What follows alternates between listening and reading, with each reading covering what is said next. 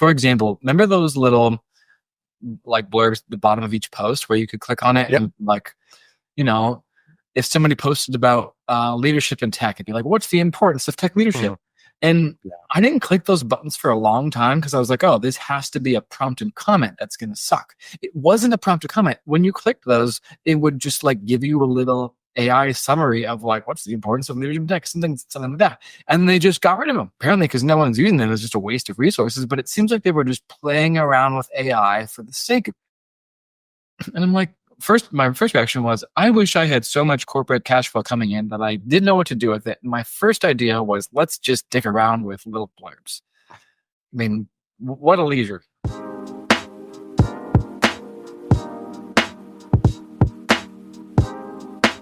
Hey everyone, this is another episode of the B2B Growth Hacking Playbook, my favorite podcast. And yes, I'm biased because it's mine, but it's my favorite because I'm having an opportunity to chat with great founders, leaders, investors, executives, portfolio owners, and some great folks in my network.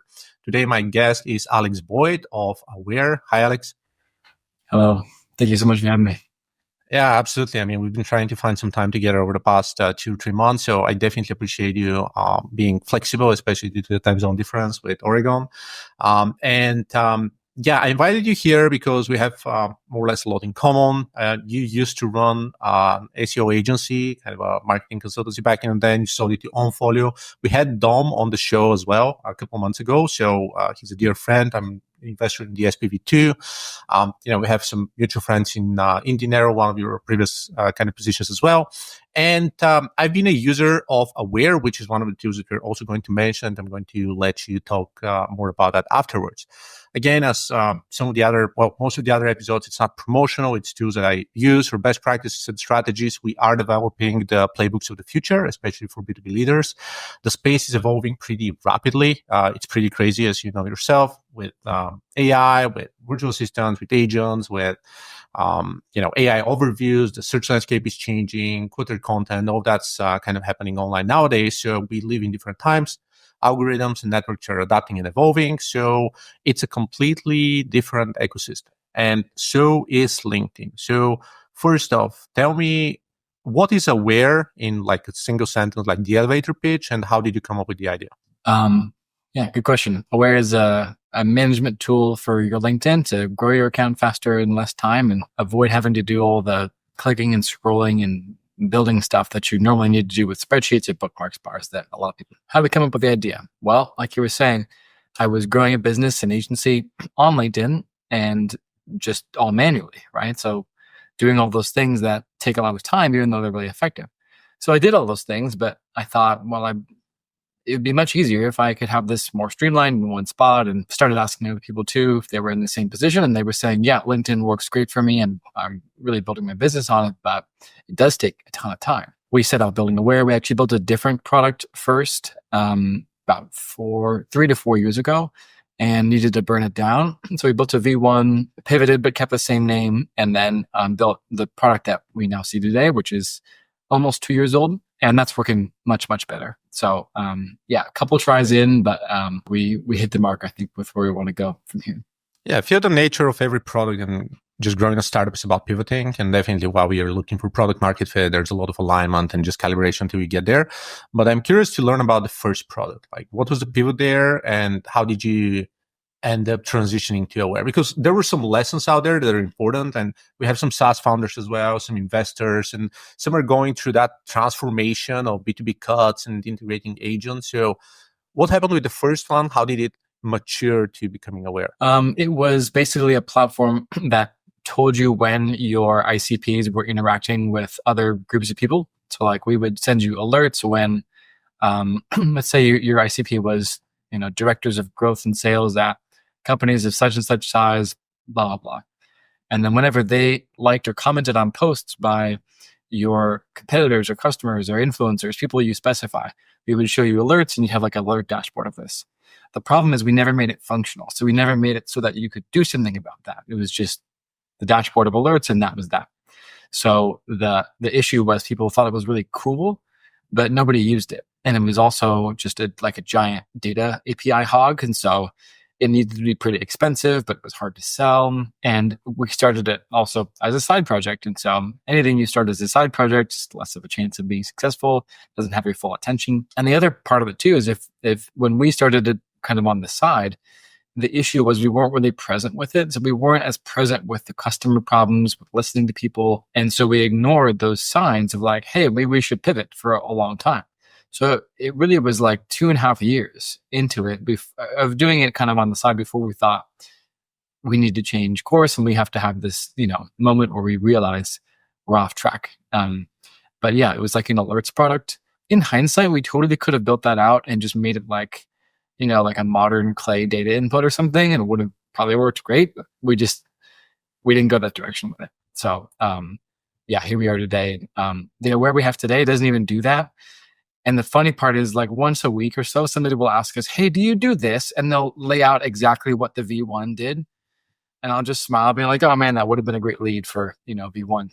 But yeah, right now Aware is more of like an analytics engagement, a commenting tool. It's got a post scheduler. It's evolving into one of the better post schedulers, but it's built with function in mind. Like you can do stuff with it versus just see stuff. I love the story about the initial product because it feels like you were too early, perhaps, because right now that's definitely a problem. Just making sure you dive into the dark social aspects and really identifying buyer intent signals, more important than ever.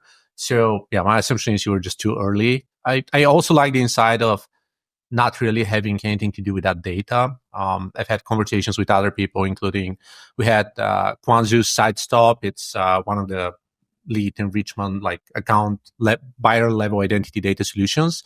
And Manny was on the show as well. And they said, look, I love it. It's identifying people, but I then I have to connect to Clay, then I have to connect instantly to this, to that. So it's like part of the puzzle and it's not really the complete solution. Also, one of my colleagues was discussing an update from Napkin AI, one of the tools where you can auto-generate charts online and images. And we actually have a similar tool called YVisual. It's pretty simple, a bubble up, but it's not fully functional, right? It has 50 charts. You can just type in and generate a chart and change images, but it's not doing, we can just connect it to GPT and then get the text and then self-recognize it and generate the pretty image, but we don't have like the full funnel, right? So sometimes it's really about the product dynamics and the really making it into a fully fledged, complete product and solving a solution. The way I ended up with Aware is I was using different products prior to that for different reasons. I've been on LinkedIn for, 16 years or so. I have, 20,000 followers or something. I've tried other tools that do similar things, but not quite and not really solving the problem. So I've used Taplio, but it was harming some things. It was kind of more complicated. It was it posed different challenges. I used LinkedIn Shield, but it was just showing analytics. It wasn't really providing a lot of data. I used LinkedIn Helper, but it was violating the terms. I used this. So it's kind of a bunch of assembled different tools. I also used Dex as a kind of LinkedIn CRM and not just LinkedIn, but just making sure that I can follow up with people. And it was getting too much. And additionally, when I have an assistant helping out with just, sourcing comments or doing something else, then I cannot really let them enter, like, I can't share my own user login to the account, and they need a proxy to actually let them interact on my behalf. So Aware was solving all these problems in a pretty elegant way, including the stats and all that. So it definitely has its own place on LinkedIn, especially in that dynamic environment where people don't want to spend a whole lot of time on a social network, because honestly, it's a little too much. You need to be there. You need to be present. You need to post regularly and stuff, but you don't want to spend 4 hours a day on a social network, disconnected, posting comments with all the other bots. So what are the main kind of success stories and use cases of Aware that, listeners to the podcast should be aware of? If you're let's say, B2B SaaS founder, if you're an agency owner, if you're this, if you're that. The biggest ones we've heard are people who were on LinkedIn, right? They were active on it. They had the strategy for it. LinkedIn was working for them. It wasn't like they were trying LinkedIn out. And they were saying the hour I used to have to spend every day executing that strategy now takes me 15 minutes.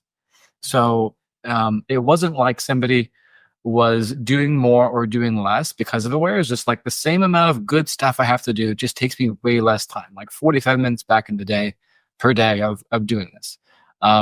there's a lot of people who used Aware to start doing LinkedIn, and they kind of spent more time, but it just blew up for them. So it's if you have a defined strategy, it's going to take you a lot less time to execute it by using Aware for it than clicking and scrolling and so forth. And if you're not using LinkedIn, you're going to get that same efficiency back versus what you would have needed to invest if you were just using LinkedIn directly. So if you have no LinkedIn investment, you might start putting 15 minutes a day into Aware, but just know that you're getting way more return for that. So for us, we built, I think we had like 2,500 signups last year. 90% of it was from LinkedIn. And going forward, I think it will be a little bit more biased towards SEO. It's already starting to, but it's still going to be a lot of the signups. So for us, I mean, for revenues in my last agency, I think it was about 55% of revenue was sourced from LinkedIn, or like the second order revenue from LinkedIn. So it was a huge amount. I mean, we would not have had a great outcome. We wouldn't have been able to sell profitably. We wouldn't have been profitable throughout without LinkedIn. And I mean, toward the end of it was a way of making this way easier. So an example from my own success was I used to be able to post maybe 2-3 times a week. And then with Aware, I was easily getting to 6 times a week, but with less time, just because it was helping me systematize the whole content and engagement operations of LinkedIn. So that was a success for me. For agency and SaaS founders, tends to be that just time savings of an hour down to 15 minutes a day of doing all the stuff you need to do to grow on LinkedIn. I love the narrative, and one of the things, I'm working with lots of different founders and executives through my marketing agency and my consultancy and my investment portfolio and lots of other different channels, and kind of they're all going through different. Well, everyone needs to be on LinkedIn. Once again, that's kind of one of the channels where you just need to be present no matter what all the time. But of course, people have their real job, and it's not, unless you're a BDR, right? Or a sole founder, that's really what they need to do. You have to be there, but you cannot afford to spend a ton of time there. The other challenge that I have, and kind of one of the reasons I really count on Aware, is not missing out on comments, because people get pretty defensive, or they say, hey, this guy's an a-hole or something else just because they aren't responding to comments and yada yada. And the fact is, LinkedIn is not really helpful in providing a comments list in a well enough fashion, regardless of whether you're looking at your notifications bar or just your comments. And getting the ability to actually see all of this it's really making a difference. But yeah, I would. Do you have a kind of the product ready to showcase some of the features, or do you want me to try to show mine? Or yeah, okay, go ahead. Yeah, it's going to be more practical this way. So I guess the main thing that people usually start with is, at least for me, I start my day with the engagement feeds. So I might start my day with the community engagement feed, which is posts by the people who engage with me the most. So I just get all of those people here and their posts.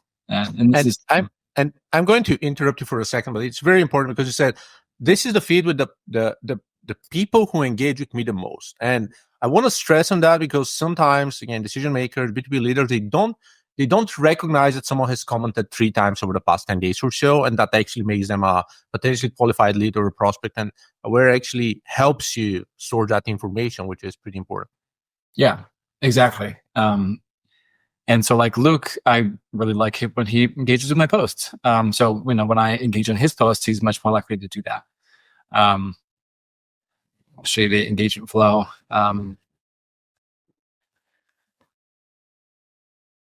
now if I often do this too, like if I'm leaving a comment that I really want to expand on in a post, I can save it to my drafts. Can also engage as the company if I want to. Sometimes a brand page makes more sense, but in this case, I'll just reply, and then it just shoots me right back up to the top, updates my goal, and then hits me to Brianna's post. So my options are like, open it on LinkedIn, skip, like and skip. So like and skip is just if I want to like the post and move on to the next one. And then like, for example, here, if I want to put Hamza, for example, on my custom list, I can do that from there. So I'm just kind of in the process of engagement, curating my list. So I might do 5 or 10 comments there before my post goes up. I might go to the influencers feed and do the same thing and choose, like, I don't know, the LinkedIn growth influencer feed. Again, do the same thing, more engagements. Like you were saying, the replies feed I often start with too. Um, and then this is just super, super fast, a way to just engage with comments. Reply kind of shoots me back up.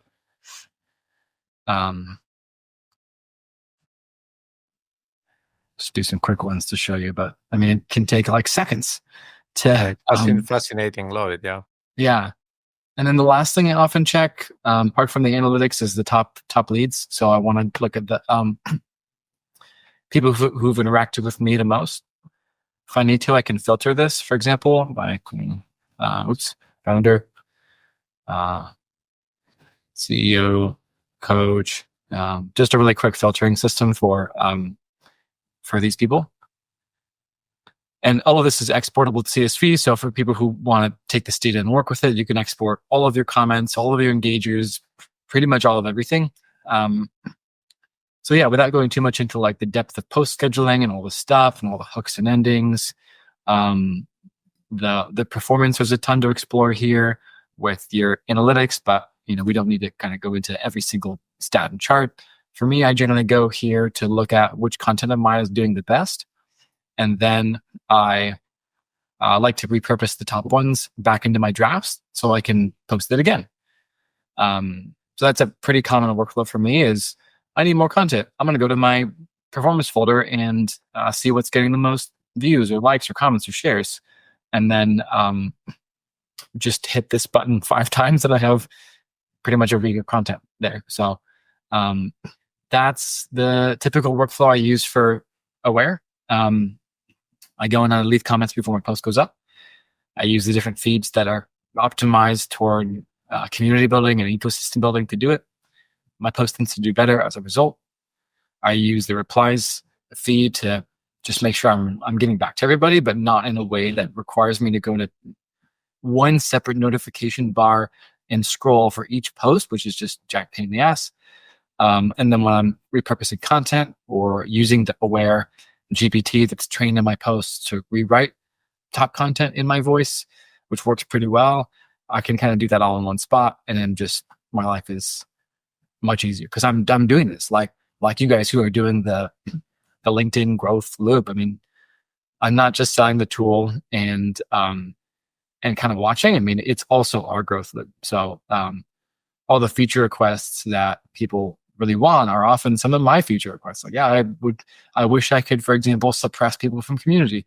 We still don't have carousel scheduling. I kind of want to be able to schedule PDFs. And so all these things I'm like also advocating for our customers and myself on. Yeah, that's kind of how I approach the tool. I'm curious if it's similar to how you do. Yeah, it's pretty similar for the most part. And there are probably even a couple of things that I've done that were pretty helpful or ways that I've been bending the two in a way. And I'm trying to kind of look into mine, probably replies or like some of the top leads. So the top leads part is definitely important just because taking a look at the top engagers. So for the most part, especially like our average deal size, especially on the agency side is let's say 100 grand. So, we have some contracts in the millions. So it's definitely not a deal that's, 49 a month or so. Like that's an average, something throwing up.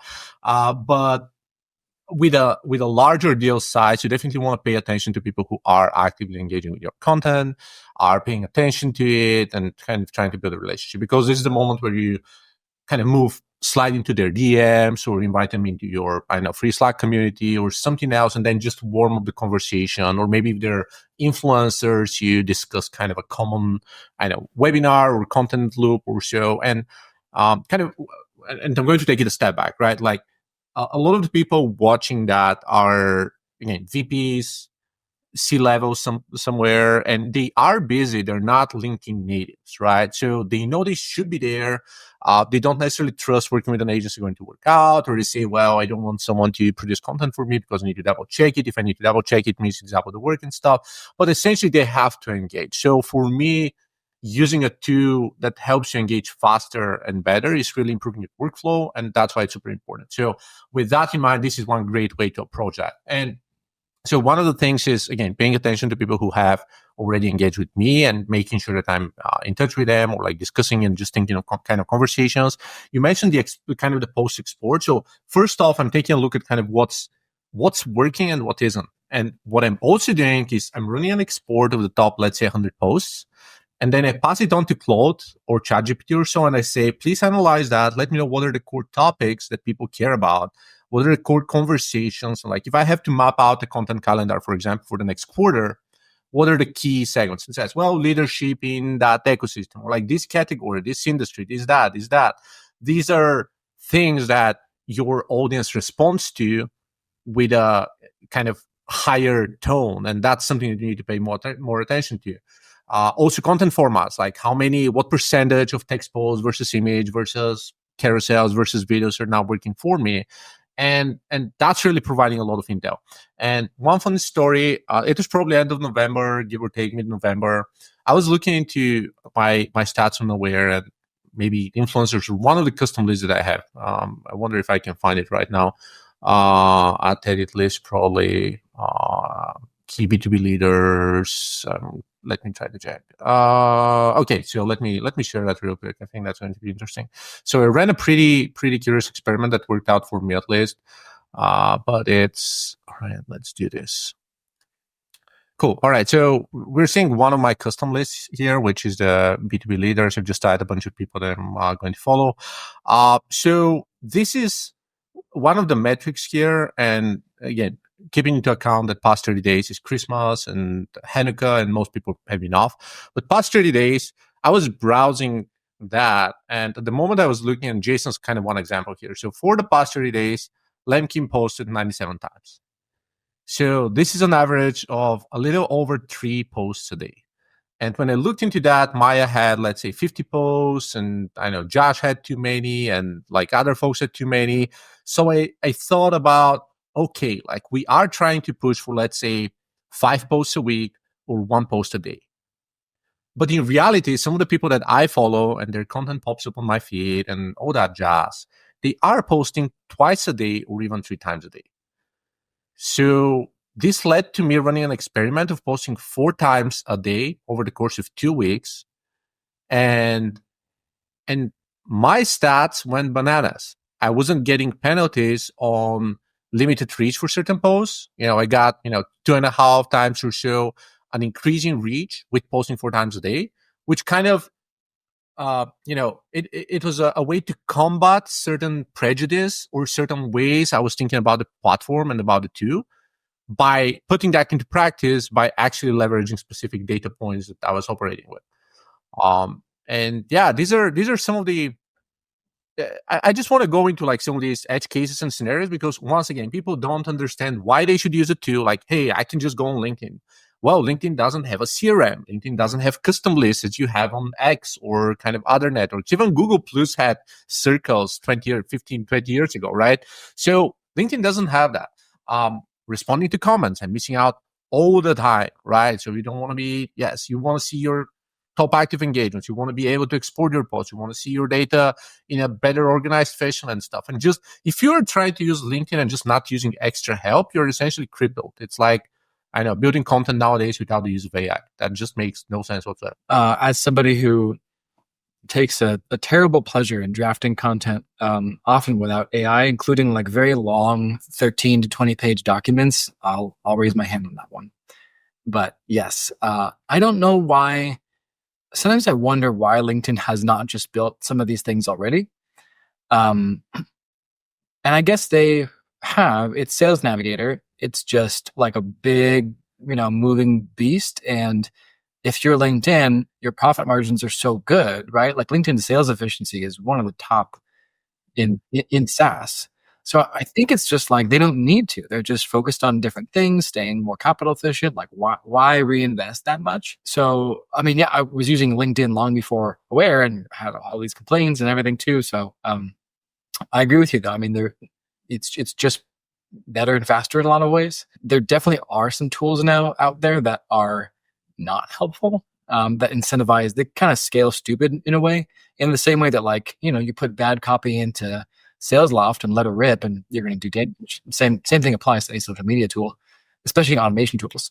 But yeah, like you, I found that with Aware, I'm just way more powerful. Yeah, talking about sales loft, we just I had another Alex on the show last week. It's just not live yet. The founder of Hypergen and their cold email marketing, and we were discussing Clay, we were discussing Instantly, and some of the other tools that have pre-made templates that make no sense whatsoever. Right? They sound templatized. It sounds like a junior, 15 years old, out of a small village is trying to do cold email and maybe bribing you as a Nigerian prince or something like that.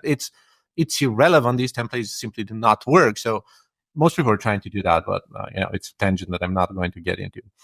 I know that I probably signed up for Aware, or at least maybe the second time, when Richard Vanderbloom kind of promoted the product and said, I'm using that. I saw that Jasmine Alec was also using that. Both are pretty prominent creators on LinkedIn. And I know that kind of part of your job is staying in touch of what's happening on the LinkedIn verse, what's happening with reach, where's LinkedIn going. You mentioned Sales Navigator. One of the elephants in the room is they are a very profitable and sales efficient business. Their core business model is not a social network. It's kind of a byproduct, but it's not really the core product and what's making what's bringing the cash flow. But what's happening with LinkedIn now? What do you forecast happening in 2025? It's been kind of tough. A year or so ago, they held a webinar for tool makers and people who wanted to use the API, and they had like a 2-month period where they were like, come on in, like we want to work with you. And then they just burned it all down. They just shut it down, went quiet, like nothing. So they've done some weird about faces. My thought is that in 2023 and 4, they've introduced more of the kind of, OpenAI like capabilities, because obviously they're a huge investor in OpenAI. So they're trying to weirdly incentivize more of the AI type of thing. My thought is that the blowback toward LinkedIn's incentivizing of AI has already been building. For example, remember those little like blurbs at the bottom of each post where you could click on it and if somebody posted about leadership in tech, it'd be like, what's the importance of tech leadership? Mm-hmm. And I didn't click those buttons for a long time because I was like, oh, this has to be a prompted comment that's going to suck. It wasn't a prompted comment. When you clicked those, it would just like give you a little AI summary of like, what's the importance of leadership in tech, something like that. And they just got rid of them, apparently, because no one's using it. It was just a waste of resources. But it seems like they were just playing around with AI for the sake of it. And I'm like, my first reaction was, I wish I had so much corporate cash flow coming in that I didn't know what to do with it. And my first idea was, let's just dick around with little blurbs. I mean, what a leisure. And then the second one was that they don't seem to have an AI strategy. Yeah. And I don't know that they should use it, as you said, in their social network, but more so in their products. I don't see the AI strategy or even like the data strategy behind data products. I would be biased if I said, oh, LinkedIn should sell, an affordable API that tool creators could use. I don't know. If I was LinkedIn, I would probably sell more AI first products, not call them AI, because we don't have to call AI things AI. Just call it what it does, not how it does it, and that's a different tangent, but an add-on to Sales Navigator, or like a different thing from Sales Navigator, package up and sell it. One of the more brilliant things they did recently was that company page thing you can get, where you can like invite way more people to your company page. You get some ad credits, and it's like a monthly subscription for your company page. It's like, that is brilliant, because they heard people who were saying, I know that LinkedIn Organic rewards personal profiles, but I care about my company page. And they were like, great, here, do you want to buy this thing that maybe helps you with that, despite knowing that it's not going to work quite as well? And people were like, yes, let's do it.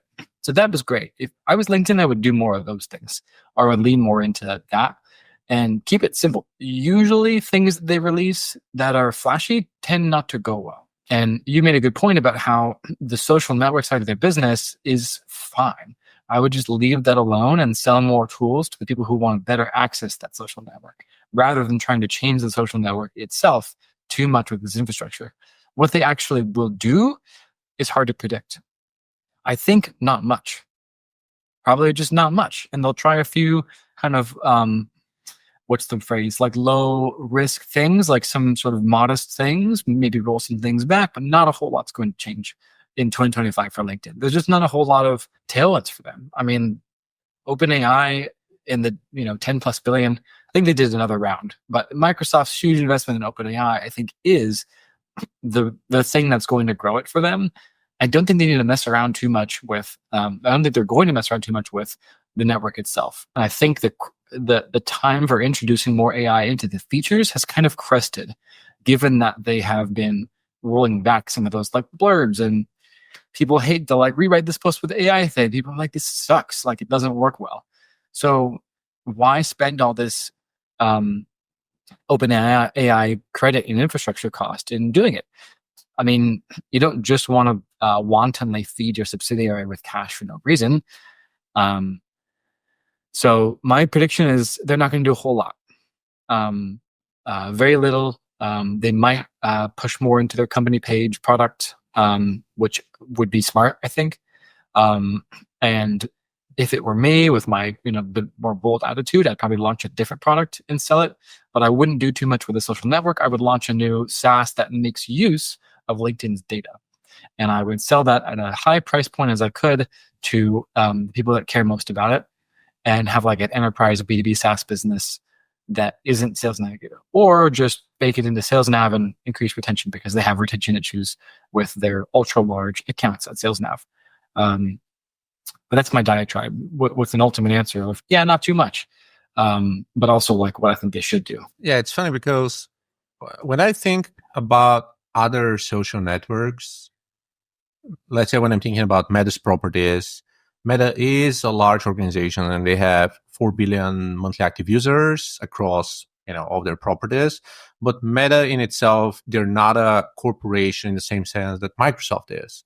As in, they don't produce hardware, they don't produce like operating systems and stuff. Well, they do like their Oculus OS or whatever they want to call it, workspace or so.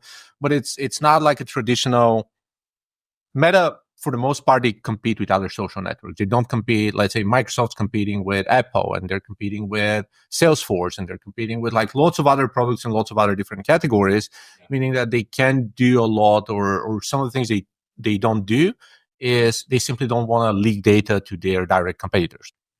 Again, X, for example, right? X, they want to open their APIs and use by lots of different products because Elon is not competing. It's not something that's an add-on to Tesla or SpaceX. It's a social network. Again, they don't.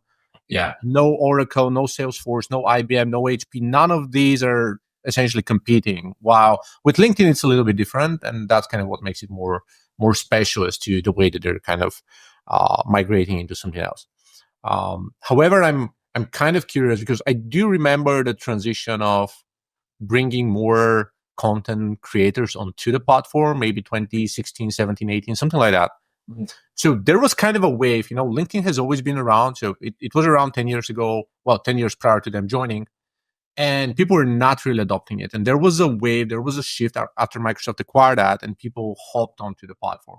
And now with AI, now with TikTok's ban, whether it's happening or not, with X growing into a different direction, including part of the Department of Government Efficiency and stuff. Do you see a path where LinkedIn may be kind of losing a ground, or maybe just Gen Zs are moving entirely into video and just moving into video channels, or some other dystopian futures of near-term futures over the next 12 months for LinkedIn? Maybe, but I mean, TikTok is already back online. It was just a political stunt, and as we kind of expected. What is the intrinsic part about LinkedIn that makes it really hard to unseat for anything commercial?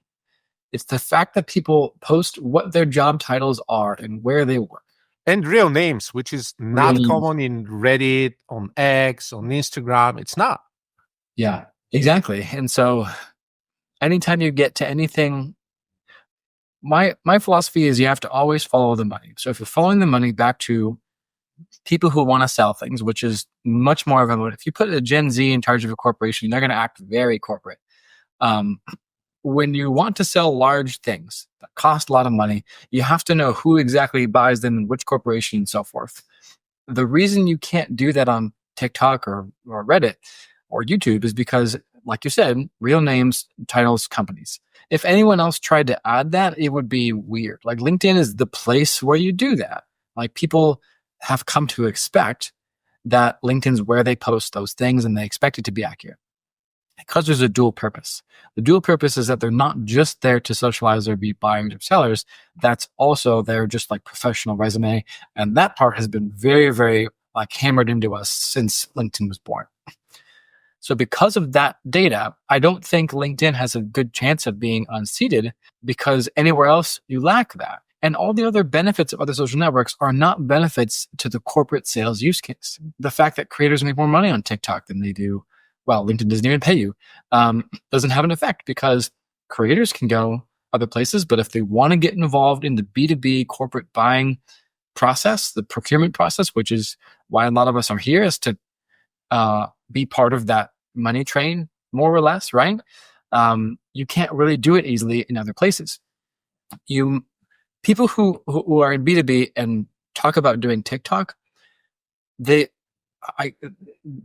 only a good reason to do that as an add-on to reach those same people when they're in their off time. So if you want to reach the same people when they're in scroll time and you want to be more fun, great, use TikTok. But nobody in their right mind is talking about replacing their B2B social media function with TikTok. It just doesn't make sense. There were some people a while back who were talking a big game of like modern buyers are going to use TikTok and like this is the way of the future. I was like, you're such full of shit because there's no job titles in TikTok and anyone who's ever sold anything knows and you're entitled to know who to sell to. And so that's not changing with any of the current networks as they are. It's the nature of the corporate B2B buying chain. And as long as there is money and a profit motive involved, that won't change. Only exceptions would be some other network happens to have a similar, corporate buying chain motive or aspect to it, fair enough. But it's not TikTok or YouTube. It's not Instagram. And in fact, I think people who use LinkedIn as a resume won't use those things as a resume because they're like, I have one resume thing and it's enough. I don't even really want too much. Think of all the people in IT who control massive amounts of budget and they're just like, I barely want to use LinkedIn, but I'm not independently wealthy yet, so I have to, but that's the reason. If you trace it back to a profit motive, it clarifies all the noise about which network, this and that, the TikTok ban. What does the money say? That makes it all so clear. I agree 100%. And I'm honestly appalled and shocked and really fascinated that there's no real LinkedIn competitor out there. Again, Threads is a competitor of X. Instagram was of, I don't know, Snapchat perhaps. TikTok is trying to do Reels and, well, the other way around, but like Snap and YouTube Shorts and like all of these are kind of the same category. And like nobody's going against LinkedIn. That's just hilarious.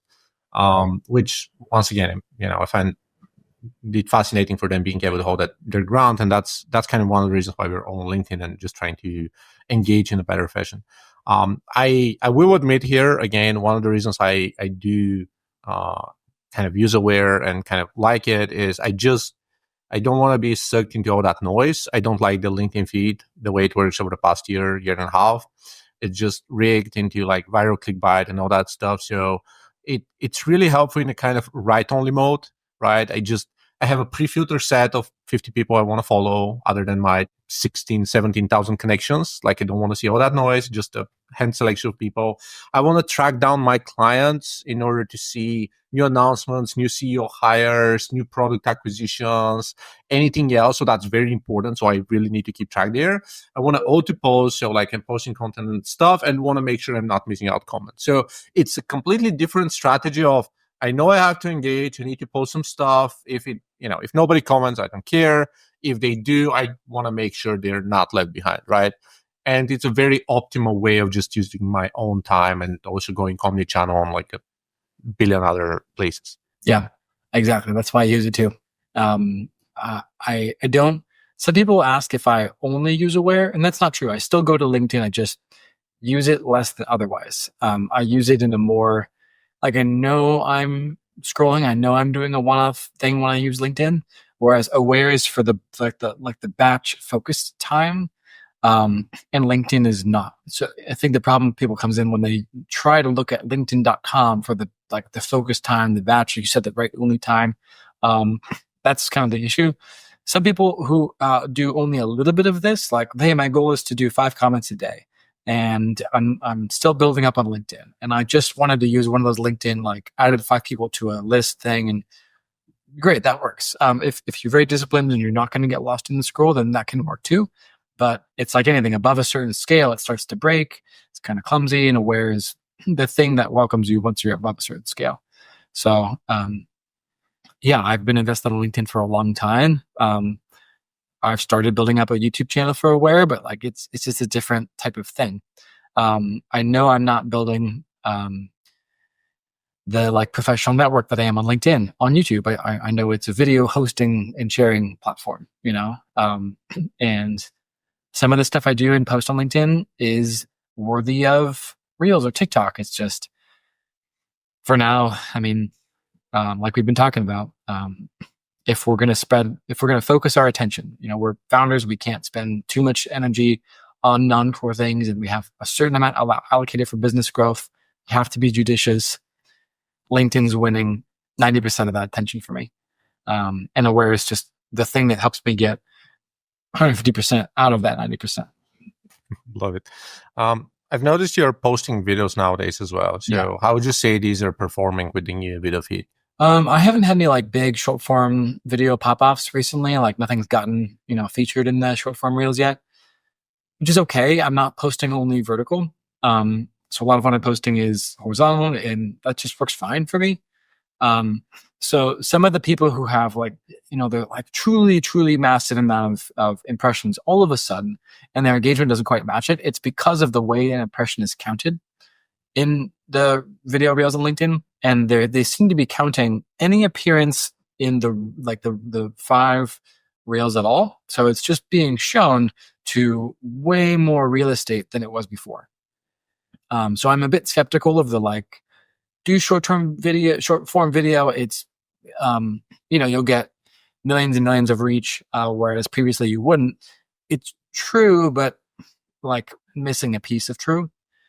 For me, the loop has always been reach more people with a certain defined message, connect with them, reach them through other parts of the ecosystem, through partners, influencer collaborations, and then have a thing that I'm known for, have a way to essentially talk to us or buy from us. In the Aware case, it's sort of free trial because we don't really have a demo-led motion.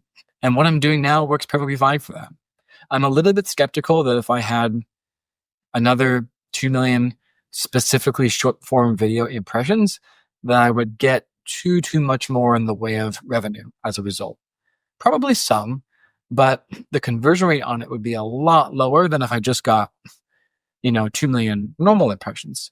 I think if I got 2 million more normal impressions on a mix of video, text, image, carousel, the sort of normal ones, that I would get, roughly 2x more in terms of back-end results, free trial signups, revenue, all those things. I don't know what the number would be for if each was a short form video impression, but it's probably something like 10 to 1, I would guess.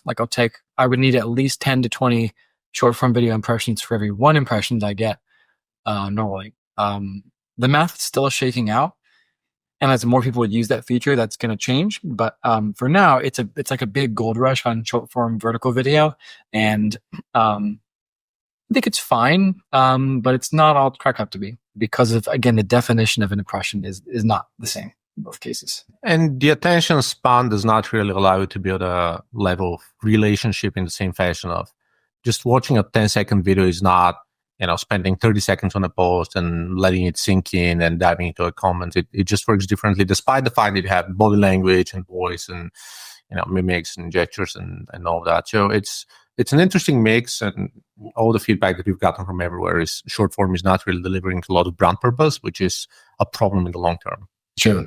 Yeah. I mean, I sometimes take, a minute in between things and I scroll a short form video, but I noticed that I'm seeing a lot of the same stuff. Like I like, the career ladder guy. But I don't do anything with him. I just find it entertaining. Pure entertainment without any kind of motive or purpose means I'm like, what am I supposed to do with him? I don't know. Maybe I'm just adding to his impression so he can sell more sponsorships. I just don't even know. I don't know what his name is, what his business is. I wouldn't know how to find him. So again, the thing with B2B is you can't just do pure entertainment um, all the time, or it's not going to work long term. Um, but I'm still doing it. Still putting out some vertical video. Like you said, you post more than once a day and try more stuff. And if you do, one vertical video a day and one bigger normal thing a day, great. You give yourself some chances to have mega high reach in the reels, and then some, normal kind of classic proven growth loop with what works for text, image, horizontal video, and all the rest. Okay. Makes sense. We are close to kind of the finish line. I just have a couple more questions for you. The first one is, you mentioned the big fat report you're working on in Oh yeah. December show. How far along is this one, and can you run like a sneak peek of what is it all about? I do this thing where I write a giant, really high quality document and then get it to 90% and then sit on it for months. I did this with my giant SEO book that I did a while back. I sat on it for like 7 months and I posted it and it got like, thousands of comments. I don't know if the State of LinkedIn report is going to do the same thing, but I did analyze millions and millions of posts, hundreds of granular data, hundreds of accounts worth of granular data in Aware. I had to learn Python, which thanks to ChatGPT is, I can just ask it for code to like help me analyze and split up and work with giant CSVs that I couldn't otherwise work with. And came up with a lot of interesting things. Among them, like which content formats do better, or is it even a question of that? And the answer is always complicated. Like it's not so simple. Um, is reach down? Well, yes, generally, but it's not so simple. For whom is it down? For whom is it up? Is the better question. So I kind of instead of just having numbers and data and charts, we definitely have a good amount of substantiation, but then I take the time to unpack the reason for it. So, for example, like we figured out that while engagement is down by a significant amount across the board for a typical post on LinkedIn since a year and a half ago, and heading down steadily, those who post weekly have on average gained. Those who have an Aware account are on average doing much better and have gained, whereas those without are not, which makes sense. If you have an Aware account, you're almost certainly more serious about growing your LinkedIn. So not surprising. A lot of the stuff I found is not surprising. A lot of it kind of backs up, confirms, and adds nuance to the advice that people like Richard Vanderwall and so forth are already putting out. But for me, it was nice to run the numbers, see with my own eyes, and just kind of grasp onto the truth with proof, I guess. So I'm gonna release that. I'm probably gonna do a clickbait comment to get this thing post of it because that still works. And until LinkedIn penalizes that, I'm gonna do it. I've only done it once before, and I'm gonna do it once more now. I'll give myself one per year, I guess, of those. But yeah, that's a sneak peek. If anyone hears this and I have not posted it on LinkedIn, you can DM me and I will give you the advanced copy and tell me that I'm a procrastinator. But it's on my task list for today, actually, to finish it up. Oh, for today, how convenient. Well, that's a great reminder then. So happy I brought this up, right? Yeah.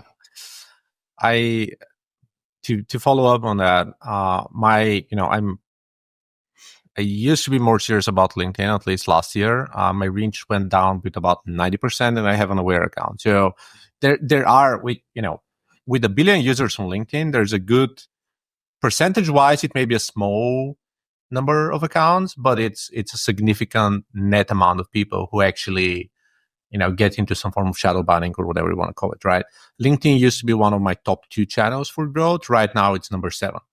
So that's kind of one example. So reports like that is, I believe, the data is the ultimate mode nowadays, because it actually gives you substantial information on kind of what works, what doesn't. Actual accounts you can cross-check and verify whether they're in the same audience, whether it still works for that type of B2B, whether it's SaaS, whether it's agencies, like lots of other questions get answered this way. I remember a recent show with Jasmine Ali somewhere. I don't remember who interviewed him. But he said, impressions are down 50% because LinkedIn used to display the same post twice, and now it's just once. And I'm like, okay, I mean, even if that's true, first, it doesn't mean that I don't want to have multiple impressions for the same person because it's building reps and it's building Yeah. brand authority. And second, if I'm missing that second impression and someone else is getting it. So is it LinkedIn's traffic's down? Is it too many people are posting? Is it less time spent on the site? So there are lots of questions that actually need answers, and there are lots of hypotheses that need to be confirmed one way or another. That's true. Yeah, it's kind of a combination. So like the percent of the feed taken up by ads is up a little bit. The amount of people posting is up more, but the amount of people using LinkedIn actively, I mean, as far as the sort of main audience, that again, corporate buying chain, like not a lot of people more than before in the US and UK and so forth who are kind of in that B2B kind of white collar industry are using it. That pool is more fixed than the pool trying to sell to them. So because the pool trying to sell to the same roughly set of buyers has gone up so much, there's just more saturation. And for years, people have been saying only 1% of creators post, blah, blah, blah. And like, you should too. And people listened. And then remember a while back when LinkedIn said, hey, we're going to change. So you've been complaining. You only see the same creators again and again. We're going to change that. They meant it. It did. And now, you see a greater diversity of creators in the feed at the expense of some of the large ones. So we see that some of the like old guard creators have lost a ton of reach, while some of the ones who are newer but still big have gained a good amount. And then there's like a histogram chart which we can show you in the report. It's like in the middle, tons in the middle, and then huge outliers at the ends where like there's big end bars where a lot of people have had giant losses and then giant gains.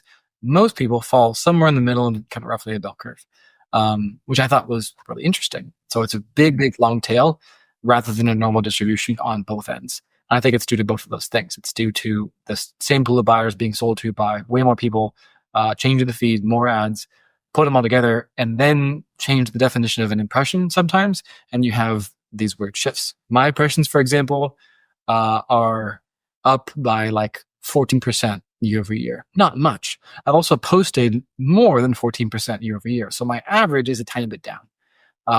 For the record, I don't think that using Aware does anything to increase your reach. It's like if you actually use it and you do lots of engagement and so on and so forth, then you give yourself an edge. But other things have to be true too.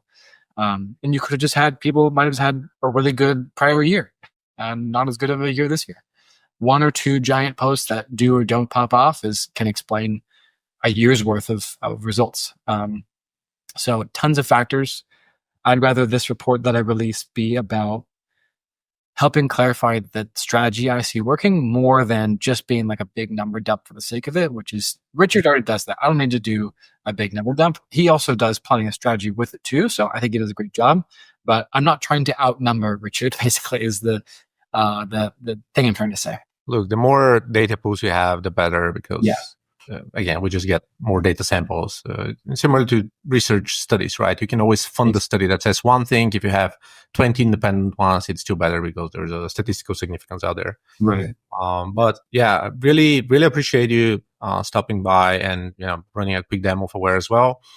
Again, I know hundreds, if not thousands, of executives not super active on LinkedIn or afraid of getting in or just read-only mode, and they know that they want to post and they don't know how to start at. So if you have to, let's say we're recording that, we're probably going to go live on 28th of January. So it's going to be, let's say, end of January.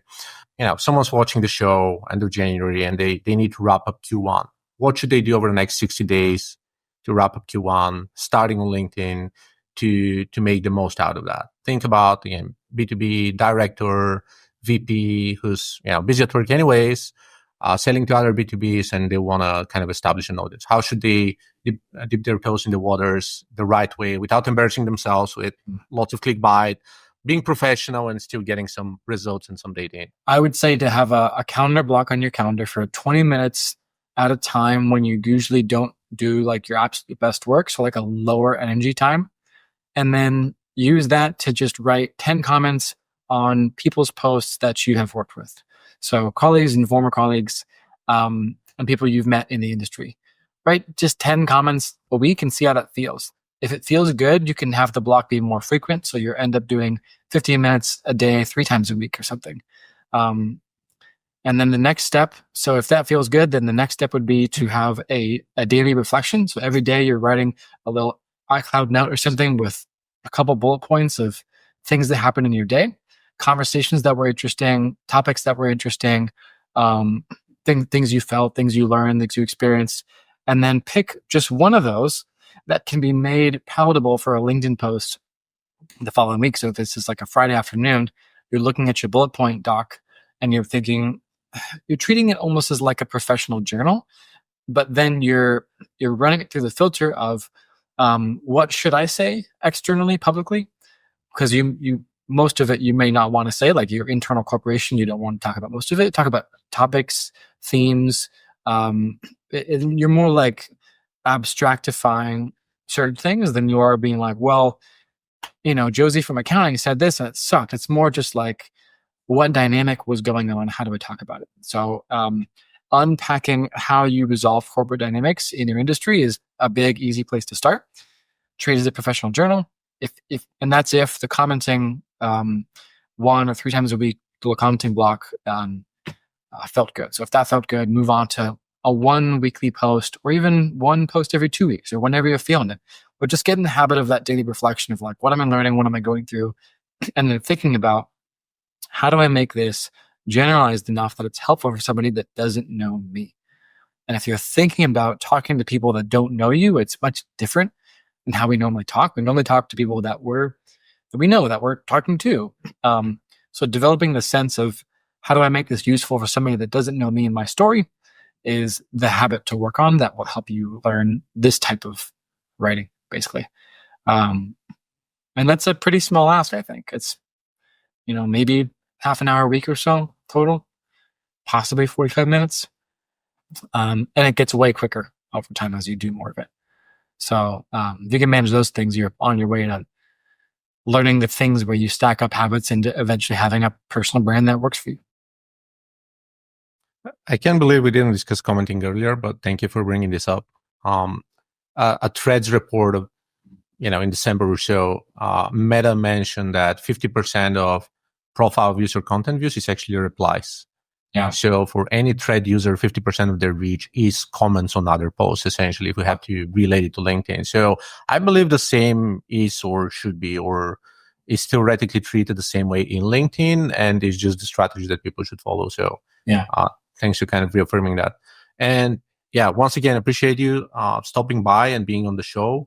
Really great insights, and I'm going to share the show with a bunch of people who are stubborn enough to use LinkedIn, and you know who you are once you watch the episode afterwards. Where can people find you? LinkedIn is great. LinkedIn.com/in/Alex C. Boyd. The website is useaware.co. Couldn't get the .com. Maybe someday we'll spring for it, but for now, no. And developing the YouTube channel, but LinkedIn's probably the best place to reach me. Direct traffic, say you heard about me here, and then wherever you want to go from there, I can just chat with you about it.